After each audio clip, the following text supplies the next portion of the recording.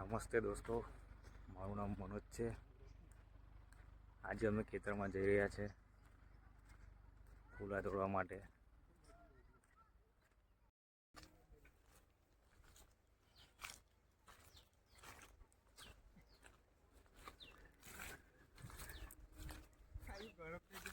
કોણ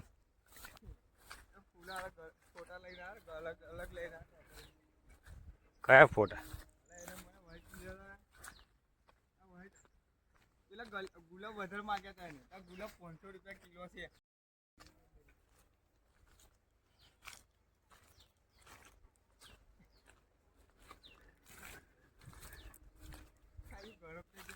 કોણ